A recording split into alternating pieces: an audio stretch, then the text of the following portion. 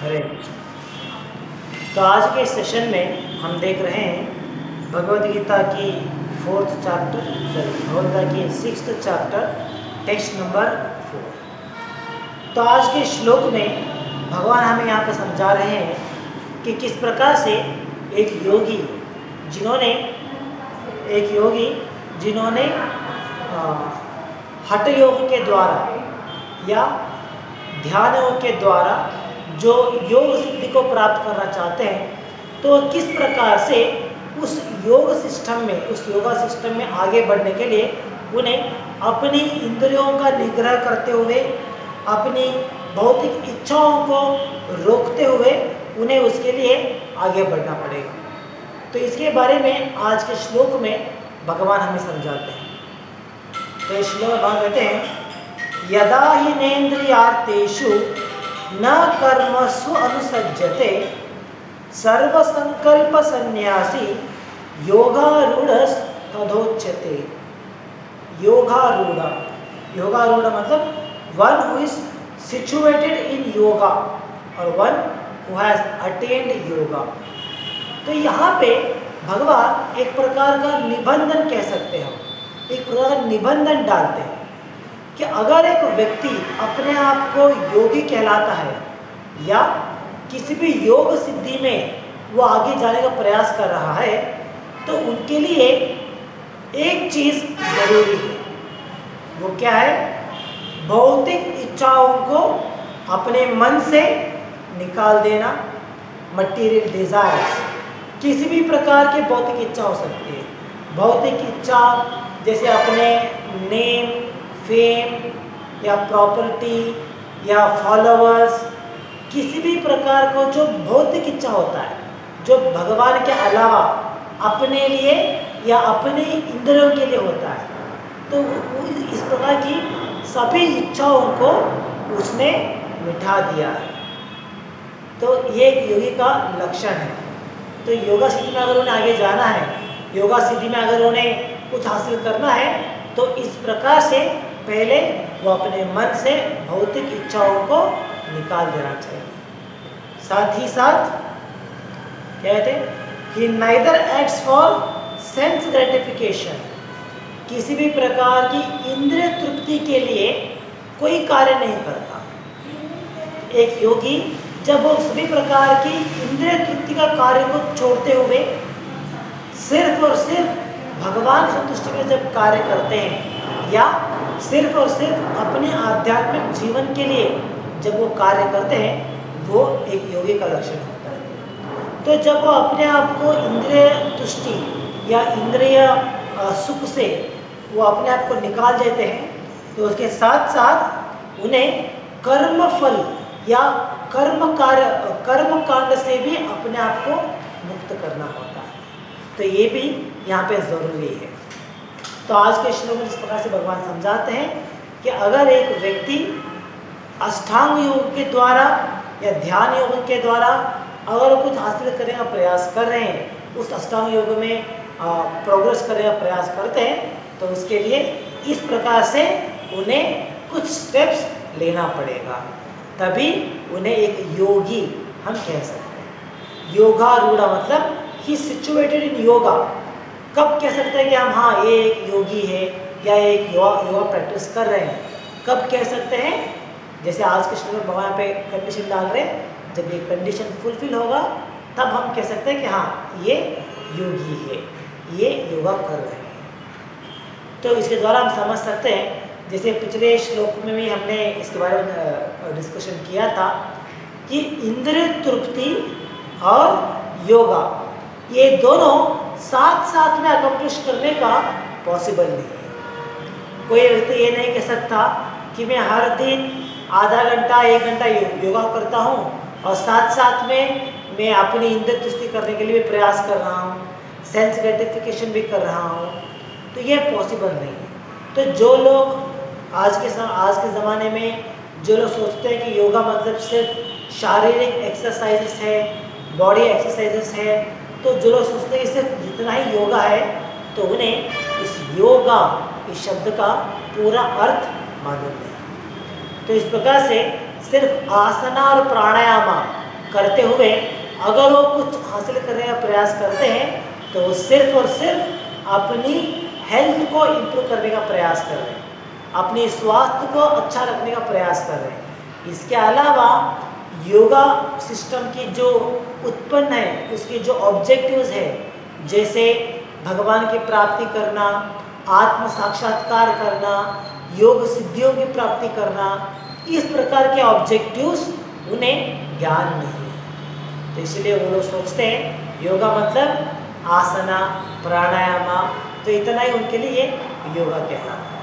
तो ये योगा शब्द का थोड़ा ही इसका एक जैसे दो अंग इतना ही। तो इसीलिए हमें समझना है कि अगर हमें योगा में, चाहे वो कोई भी योग हो सकता है, अष्टांग योग या भक्ति योग या ध्यान योग, किसी भी योगा में अगर हमें आगे जाना है, कुछ उसमें साक्षात्कार लेने का प्रयास करना है, तो पहला स्टेप है कि हमें इंद्रिय तृप्ति स्टॉप करना पड़ेगा, सेंस ग्रेटिफिकेशन इसे रोकना पड़ेगा। ये उसकी पहली स्टेप है। जैसे आपने देखा था अष्टांग योगा या ज्ञान योगा या कर्म योगा, किसी भी योगा सिस्टम में पहले यही विषय को सिखाया जाता है, किस प्रकार से हमें हमारी इंद्रियों पर निग्रह करना है। ऐसा कोई भी योगा सिस्टम नहीं है जहाँ पे हम इंद्रिय तुष्टि भी कर सकते हैं, साथ साथ में योग के मार्ग में आगे भी बढ़ सकते हैं। ऐसा कोई भी योगा प्रोसेस एग्जिस्ट ही नहीं करता। इसीलिए जब प्रभुपाद प्रचार करते थे पाश्चिमात्य देश में, तो प्रभुपाद हमेशा इस विषय को कहते थे कि जैसे लोग योगा क्लास को ज्वाइन होते हैं, हर दिन में आधा घंटा या 1 घंटा योगासना करते हैं और बाद में अपना नॉर्मल जीवन बिता रहे हैं, जैसे अपनी इंद्रिय तृप्ति करते हुए, सेंस ग्रेटिफिकेशन करते हुए, या नहीं तो कर्म कांड करते हुए, अपने अपने कर्म करते हुए, अपने कर्म के फल को भुगतते हुए, इस प्रकार से जब वो जीवन बिताते हैं तो वो जो समय वो निकाल रहे योगा करने के लिए, it is actually waste of time. उससे कुछ फल मिलने वाला नहीं है उन्हें, सिर्फ उससे उनका थोड़ा तबीयत ठीक हो सकता है और उसके द्वारा पुनः ज़्यादा से ज़्यादा इंद्रिय तृप्ति वो कर सकते हैं। इतना ही बेनिफिट है। इसके अलावा किसी प्रकार की आध्यात्मिक बेनिफिट या स्पिरिचुअल बेनिफिट उन्हें नहीं मिल सकता। तो इसलिए हमें समझना है कि किसी भी योगा सिस्टम में अगर हमें प्रोग्रेस होना है, उस मार्ग में आगे जाना है, मुझे आत्म साक्षात्कार करना है, तो हमें उस योगा के सभी नियमों को पालन करना होता है। तो सभी योगा सिस्टम में पहला नियम यही है, इंद्रिय तृप्ति को रोकना, सेंस ग्रेटिफिकेशन को स्टॉप करना। जैसे अष्टांग योग में पहले कहते हैं यमा, यमा मतलब controlling the senses, then niyama, then following rules and regulation। तो यही बिगिनिंग होता है सभी योगा सिस्टम के लिए। तो इस प्रकार से जब वो योगी अपने इंद्रियों को निग्रह करते हैं, अपने भौतिक इच्छाओं को निग्रह करते हैं, तभी उन्हें योगी हम कह सकते हैं। तो भावार्थ हम देखते हैं, भावार्थ में प्रभुपाद इसी विषय के ऊपर चर्चा करते हुए साथ साथ में एक डिवोटी या कि भक्त के बारे में भी यहाँ पे डिस्कस करते हैं। किस प्रकार से एक कृष्ण भावनामृत का व्यक्ति जो कृष्ण भावनामृत में है, जो भक्ति मार्ग में आगे जाने का प्रयास कर रहा है, वो किस प्रकार से अपनी मन से सभी भौतिक इच्छाओं को निकालते हुए किस प्रकार से भगवान की सेवा में या भक्ति योग में एंगेज्ड है, इसके बारे में भी भावार्थ में प्रभुपाद हमें समझाते हैं। तो भावार्थ प्रभुपाद कहते हैं, when a person is fully engaged in the transcendental loving service of the Lord, he is pleased in himself and thus he is no longer engaged in sense gratification or in fruitive activities। तो जब एक जीवात्मा भक्ति योग का पालन करते हैं, अपने आप को भगवान की सेवा में जब उन्होंने तत्पर किया है, तो वो हमेशा संतुष्ट रहते हैं। संतुष्ट मतलब ही इज सेल्फ सैटिस्फाइड। तो उन्हें अपनी संतुष्टि के लिए उन्हें किसी भी वस्तु, किसी भी ऑब्जेक्ट या किसी भी संबंध का आवश्यकता नहीं होता। जनरली हम देखते हैं हर एक व्यक्ति अपनी संतुष्टि के लिए दूसरे वस्तुओं के ऊपर निर्भर होते हैं। जैसे कोई हम देख सकते हैं आजकल इवन स्मॉल किड्स, छोटे बच्चे, उन्हें अगर आराम से रहना है, खुशी से रहना है, तो उन्हें मोबाइल फ़ोन चाहिए। अगर आप उनके हाथ में मोबाइल फ़ोन दे देंगे तो वो आराम से मोबाइल में मग्न होते हुए, उसमें किसी न किसी प्रकार के कार्य करते हुए वो आराम से बैठ जाते हैं। तो उन्हें अपने सुख के लिए क्या चाहिए? एक मोबाइल चाहिए। अगर आप उस बच्चे से मोबाइल छीन लोगे तो बच्चे क्या करते हैं? रोते हैं, हल्ला मचाते हैं, शोर करते हैं। कारण क्या है कि उन्हें लगता है कि उनका आनंद उस वस्तु के द्वारा मिलने वाला है। ये सिर्फ बच्चों की बात नहीं है, इवन बड़े बड़े बुजुर्ग भी हम देख सकते हैं अपने आनंद के लिए अलग अलग वस्तुओं के ऊपर निर्भर करते हैं। जैसे कुछ लोगों को कार खरीदना, इसमें आनंद मिलता है, कार में ट्रैवल करना, इसमें आनंद मिलता है। कुछ लोगों को संपत्ति पाना, अब बैंक बैलेंस बनाना या बड़े बड़े प्रॉपर्टीज बनाना, इसमें आनंद मिलता है। कुछ लोगों को ट्रैवलिंग, तो इसमें आनंद मिलता है। तो इस प्रकार से हर एक व्यक्ति अपने आनंद के लिए बाह्य वस्तु के ऊपर निर्भर है। अपने आप में वो सेटिस्फाइड नहीं हो सकते।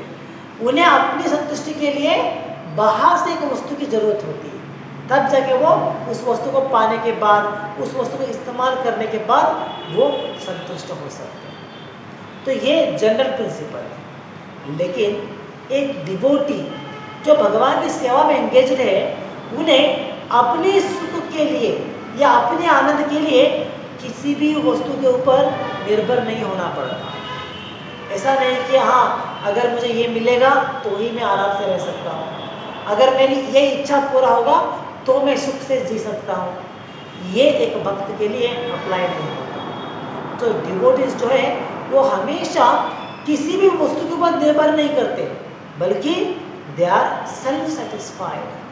वो अपने ही आत्म के स्तर पे संतुष्ट है। क्यों संतुष्ट है? हमने पिछला दिन इसके बारे में चर्चा किया था, जहाँ भगवान ने समझाया था कि एक भक्त या एक डिवोटी, जब उन्हें ज्ञान होता है कि मैं कौन हूँ, भगवान कौन है, मेरा और भगवान का संबंध क्या है, ये सब सभी ज्ञान जब उन्हें साक्षात्कार हुआ है तो समझ लेते हैं कि मैं तो भगवान का विभिन्न अंश हूँ। भगवान का विभिन्न अंश होने के नाते मैं एक्चुअली इस संसार को या इस जगह को बिलोंग नहीं करता, मैं तो भगवान के धाम से आया हूँ एक्चुअली। तो इसीलिए उन्हें भौतिक वस्तुओं में, किसी भी भौतिक वस्तु में उन्हें आकर्षण नहीं होता, उनमें वो अपना सुख नहीं ढूंढते। ये एक भक्त का लक्षण होता है। इसके लिए हम एग्जाम्पल देख सकते हैं। जैसे सभी लोगों को कुछ ना कुछ क्रेज होता है, किसी के ना किसी वस्तु के ऊपर ज़्यादा मन लगता है। जैसे कुछ लोगों को लगता है वॉच, वॉच कलेक्शन करना, उनके पास 3, 4, 5 इतने सारे वॉच होते हैं, फिर भी वो जब भी वो नया वॉच देखते हैं तो खरीद लेते हैं क्योंकि उन्हें अच्छा लगता है। तो इस बात से वो अपने आप को संतुष्ट करने का प्रयास कर रहे हैं उस वस्तु के माध्यम के द्वारा। इसी प्रकार से कुछ लोगों के लिए जो बहुत ही अमीर होते हैं, उन लोगों के लिए गाड़ी के ऊपर मोह होता है, हमेशा एक नई गाड़ी लेते रहते हैं, उनके घर में 3-4 गाड़ी रहते हैं, हाँ एक छोड़ते हैं दूसरा गाड़ी लेते हैं। तो इस बात से सभी प्रकार के वैरायटी, सभी प्रकार के अलग अलग ब्रांडेड व्हीकल्स वो प्रोसेस करना चाहते हैं, तो इससे उन्हें आनंद मिलता है। तो इस प्रकार से हाँ, अगर हम देखें जनरली सभी लोग किसी न किसी वस्तु के ऊपर निर्भर करते हैं अपने आनंद के लिए, लेकिन devotees they are self satisfied. उन्हें सिर्फ भगवान की सेवा, भगवान का नाम, इतना ही काफी है, उससे वो संतुष्ट आराम से रह सकते हैं। इसके लिए प्रभुपाद कहते थे devotee even if he sent to hell, अगर एक भक्त को नरक में भी जाना पड़ेगा तो भी उन्हें कुछ चिंता नहीं है। अरे मुझे नरक भेज रहे हैं, मुझे नरक में जाना पड़ेगा, उन्हें चिंता नहीं है। As long as he is able to remember the Supreme Lord and is able to chant his holy name, जब तक वो भगवान को याद कर सकते हैं, भगवान के नाम संकीर्तन कर सकते हैं, तो उन्हें चाहे उन्हें कोई भी व्यक्ति चाहे उन्हें नरक में जगह मिले या स्वर्ग में जगह मिले, उन्हें कोई भी आपत्ति नहीं होता है, कि वो किसी भी स्थान में रहेंगे वो हमेशा भगवान के बारे में सोचते रहेंगे, भगवान का नाम संकीर्तन करते रहेंगे। तो इसीलिए एक devotee is always self satisfied, उन्हें किसी भी बाह्य वस्तु के ऊपर, बाह्य व्यक्तित्व के ऊपर उन्हें डिपेंडेंस नहीं है अपने संतुष्टि के लिए। तो आगे प्रभुपाद कहते हैं, otherwise one must be engage in sense gratification since one cannot live without engagement.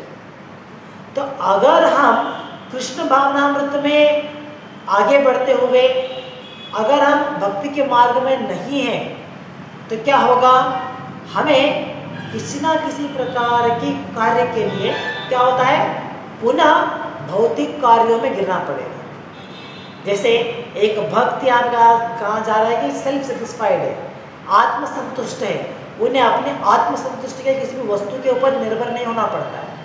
तो लेकिन अगर एक व्यक्ति कृष्ण भावनामृत में नहीं है तो क्या होगा, ऑटोमेटिकली उन्हें अपने आनंद के लिए, अपने सुख के लिए वो दूसरी वस्तु के ऊपर निर्भर होते हैं, किसी न किसी संबंध के ऊपर निर्भर होते हैं, और उन्हें लगता है कि अगर मुझे आराम से रहना है, मुझे खुशी मिलना है तो मुझे ये चाहिए, वो चाहिए, इसे प्रोसेस करना है। तो इस प्रकार की इच्छा उनमें हमेशा रहती है। तो इसीलिए आप प्रभुपाद कहते हैं it's everything is because of the engagement, उसने उसका एंगेजमेंट चाहिए। अगर एक जीवात्मा कृष्ण भावनामृत में है तो उन्हें ऑटोमेटिकली इतने सारे एंगेजमेंट मिल रहा है, यहाँ पे भगवान की सेवा करने के लिए मिलता है, भगवान का नाम संकीर्तन करने के लिए मिलता है, शास्त्रों का अध्ययन करने के लिए मिलता है, तो भगवान के बारे में प्रचार करने के लिए मिलता है। तो इस प्रकार के अलग अलग कार्यों में, अलग अलग प्रकार के सेवाओं में अपने आप को वो तत्पर कर सकते हैं। लेकिन अगर इस प्रकार की रुचि उनमें नहीं है, अगर वो कृष्ण भावनामृत में नहीं है, तो then he has to be engaged in sense gratification. तो उन्हें अपनी इंद्रिय तुष्टि के लिए ही कार्य करना पड़ेगा। जैसे हमने कहा था लास्ट क्लास में, ऐसा कोई भी स्टेज नहीं है जहाँ पे हम कह सकते कि हाँ आई एम न्यूट्रल, मैं न्यूट्रल हूँ, मैं भक्ति में भी नहीं जा रहा हूँ या नहीं तो मैं इंद्रिय तृप्ति में भी नहीं जा रहा हूँ, मैं तो पूरी तरह से न्यूट्रल हूँ। ऐसा कोई स्टेज ही एग्जिस्ट नहीं करता है। तो हमारे पास सिर्फ दो ही ऑप्शन है, एक तो कृष्ण भावनामृत में रहना है, या नहीं तो हमें भौतिक इच्छाओं में इंद्रिय तृप्ति करने के लिए लगाना है। तो यही दो ऑप्शन होता है हमारे पास। तो प्रभुपाद इसके हमेशा कहते थे, जैसे कि मान लीजिए अगर हम भगवान की सेवा करना छोड़ देंगे, भगवान की सेवा करने की इच्छा हमारे मन में नहीं है, भगवान को सेवा नहीं करना चाहते हैं, then we are serving our own senses. तो प्रभुपाद कहते हैं, if you are not serving God then you are serving a dog. तो इसका मतलब क्या है कि हमें किसी न किसी प्रकार की एंगेजमेंट आवश्यकता होती है।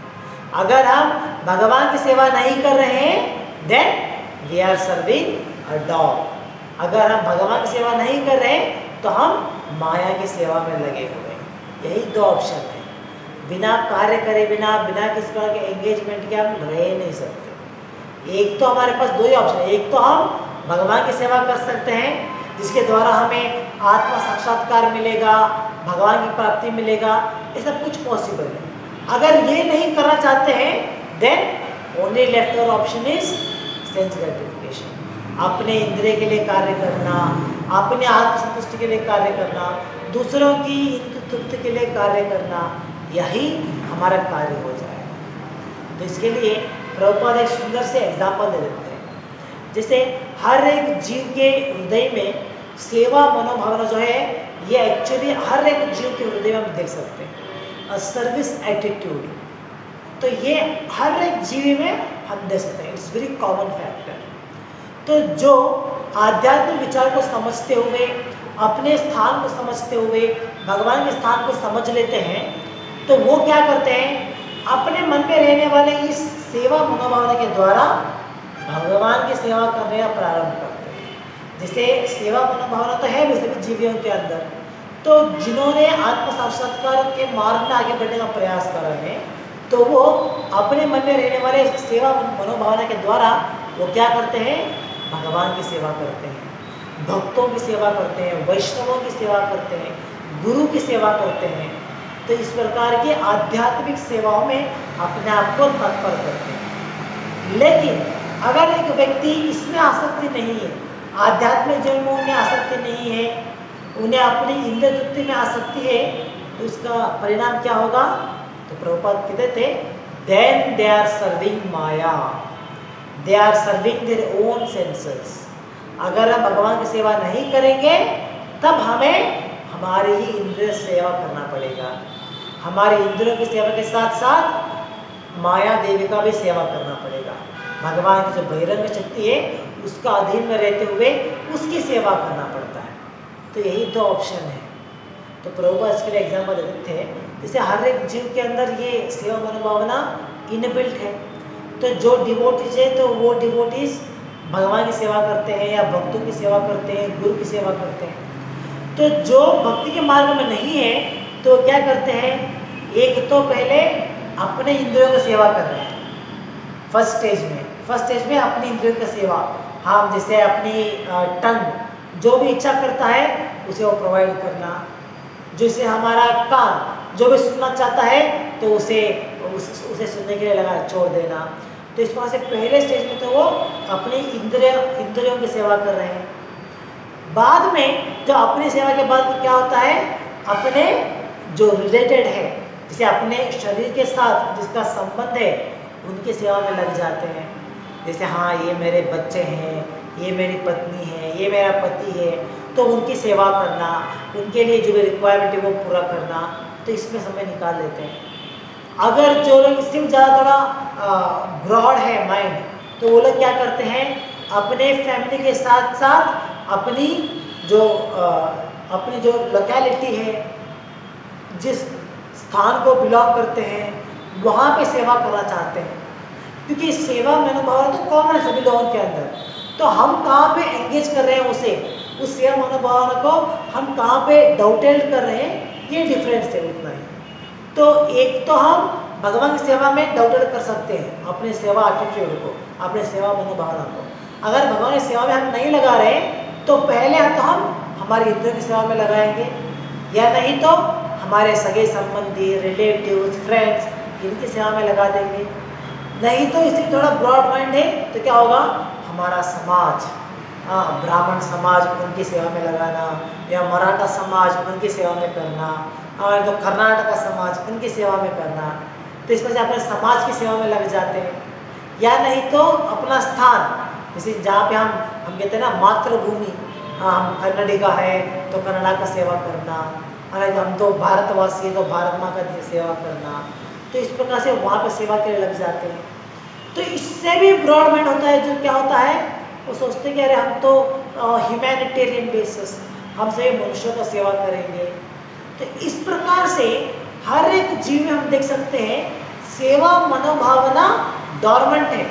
इसीलिए किसी ना किसी एक वस्तु का, किसी ना किसी एक व्यक्ति का, किसी ना किसी प्राणी का सेवा करने के लिए वो लग गए। तो कॉमन है। तो प्रभुपाद कहते थे, जैसे पाश्चिमात्य देश के एग्जाम्पल देते हुए प्रभुपाद कहते हैं कि वहाँ पे जहाँ पे पाश्चिमात्य देश में हमारे जैसे वहाँ पे फैमिली सिस्टम नहीं है, जहाँ पे माँ बाप होते हैं चलो हम उनका सेवा करेंगे, वहाँ पे तो ऐसा होता ही नहीं है।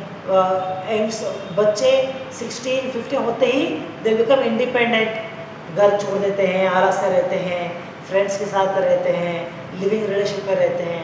तो इस तरह से अपना ही एक अलग जीवन बिताते हैं। तो they don't have much attachment towards the parents. तो इसलिए उन्हें उनकी सेवा करना है, पेरेंट्स का सेवा करना है, ये सब मनोभावना आता ही नहीं है। और साथ साथ में इवन पार्टनर्स, तो उनकी जैसी फैमिली लाइफ है हमारे जैसा फैमिली लाइफ उनका नहीं होता है। होती है तो जैसे सेकेंड मैरिज, थर्ड मैरिज, उनका भी उस पत्नी का भी उतना हो तो हुआ रहता है, पति का भी उतना हुआ रहता है। तो इस प्रकार के जब वो किसी व्यक्ति के द्वारा साथ किसी संबंध में ज़्यादा बॉन्डेज नहीं है तो क्या होता है, कहीं ना कहीं तो अपना सेवा मनोभावना लगाना है ना। तो ये तो डोरमेंट है हमारे सभी हृदय के अंदर। तो सेवा मनोभावना कहाँ पे लगा सकते हैं वो? जब उनके पास कोई भी नहीं है तो क्या होता है, प्रभुपाद कहते हैं they will get a dog. क्योंकि अभी सेवा करना है उन्हें, कोई भी नहीं है उनके पास, ना ही सगे संबंधी है, रिलेटिव्स है, तो किसका सेवा करेंगे? They will get a dog. एक कुत्ते को लेके आते हैं, घर में कुत्ते को पालते हैं और उसकी सेवा करते हैं। तो एक्चुअली वो लोग सोच रहे हैं कि ये तो हमारी सेवा कर रहा है, लेकिन एक्चुअली रियलिटी क्या है, सच्चाई क्या है, वो उस कुत्ते का सेवा करते हैं। जैसे उसे टाइम टू टाइम उसे खाना देना है, उसे दिन में 2 बार वॉकिंग के लिए लेके जाना है, उसके लिए जो मेडिसिन चाहिए, उसकी गंदगी साफ करना या उसे जॉगिंग के लिए लेके जाना, ये सब कुछ जो है एक्चुअली क्या है, ये सब कुछ वो आदमी या वो व्यक्ति उस कुत्ते का सेवा कर रहा है। तो ये कॉमन है, क्योंकि सभी जीवियों के अंदर तो सेवा मनोभावना डोरमेंट है। अभी वो किसी व्यक्ति के ऊपर नहीं लगा रहे हैं, भगवान के ऊपर नहीं लगा रहे हैं, तो कहाँ पे लगा सकते हैं सेवा मनोभावना को? तो सेवा मनोभावना को वो उस कुत्ते को लेके आते हैं और उसके ऊपर लगा देते हैं। तो पूरी तरीके से उसकी सेवा करते हुए, उसका सर्विस करते हुए, उसको खुश रखने का प्रयास करते हुए और इसी में अपना आनंद भी पा लेते हैं। तो ये हम दे सकते हैं। प्रभुपाद ये एग्जाम्पल देते हैं हमेशा। तो इसीलिए हम देते हैं, बहुत बार क्या होता है, जो बड़े बड़े अमीर लोग जब वो अपना विल बनाते हैं तो बहुत सारा पेपर में आते हैं सब कुछ। तो जब वो अपना विल बनाते हैं तो ऐसे कुछ लोग हैं जो अपना विल, जो अपने सभी प्रॉपर्टी, अपना जो भी अपना है वो सब कुछ एक कुत्ते के नाम पे लिख देते हैं। अपना जो फेवरेट कुत्ता है तो उसके नाम पे लिख देते हैं, हाँ he is the owner of this property. तो इस प्रकार की विचार कब आता है? जब वो उस प्राणी की इतना सेवा करने में लग जाएगा, तो तभी वो इस प्रकार की हरकतें करते हैं। तो इसीलिए इस एग्जाम्पल के द्वारा प्रभुपाद में समझाते हैं कि सर्विस एटीट्यूड जो है वो डोरमेंट है हर एक जीव के अंदर। तो हम अगर भगवान की सेवा नहीं करेंगे, अगर हम भक्तों की सेवा नहीं करेंगे, then we have to serve our senses, we have to serve maya. So only 2 options we have, एक तो भगवान की सेवा करो या नहीं तो माया की सेवा करो, 2 ही ऑप्शन है। तो भगवान की सेवा करेंगे तो हम भगवान के धाम को जा सकते हैं, हमारा चित्त शुद्ध हो सकता है, ये सब कुछ स्पिरिचुअल बेनिफिट मिल सकता है। लेकिन अगर हम माया की सेवा करेंगे, जैसे इंद्रिय तृप्ति करना हुआ, अन्य जीवों की सेवा करना, तो इससे क्या होता है, हम अपने आप को ज़्यादा से ज़्यादा समय भौतिक संसार के बंधनों में बांध के रखते हैं। तो एक प्रकार की सेवा करने से हमें मुक्ति मिल सकता है और दूसरी प्रकार की सेवा करने से हमें बंधन हो सकता है। तो हमारे ऊपर डिपेंड है, हमारे ऊपर निर्भर है, हम क्या चूज़ करेंगे।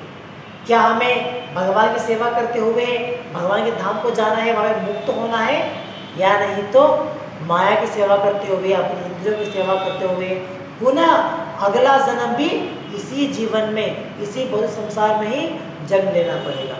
तो ये हमारे ऊपर निर्भर करता है। तो आगे हमें प्रभुपाद कहते हैं भावार्थ में, without Krishna consciousness one must be always seeking self-centred और एक्सटेंडेड सेल्फिश एक्टिविटीज। तो अगर कृष्ण भावनामृत में नहीं है, जैसे हमें कहा 2 ही ऑप्शन है, तो अगर वो कृष्ण भावनामृत में नहीं है, then what is the next option left over? That is self-centered और extended selfish nature। तो जैसे एक तो अपने लिए कार्य करना, अपनी इंद्रिय तृप्ति करना, अपने सेल्फ ग्रेटिफिकेशन करना, नहीं तो एक्सटेंडेड सेल्फिशनेस। एक्सटेंडेड सेल्फिशनेस क्या होता है?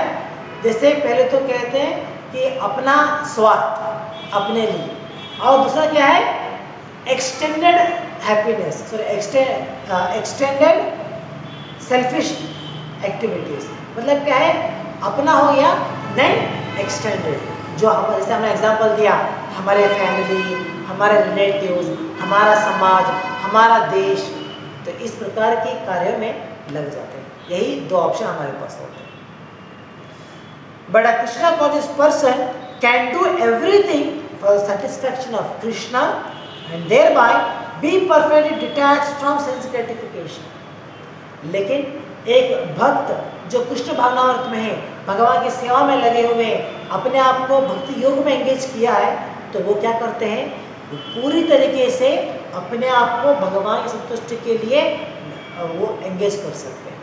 भगवान की संतुष्टि के अलावा किसी भी अन्य जीवी की संतुष्टि करना या अपनी इंद्रियों की संतुष्टि करना ये नहीं करते हो। उनका एकमात्र ध्येय क्या होता है, वो है भगवान की संतुष्टि। If God is pleased by my activities then my activities are successful. यही एक भक्त का विचार होता है।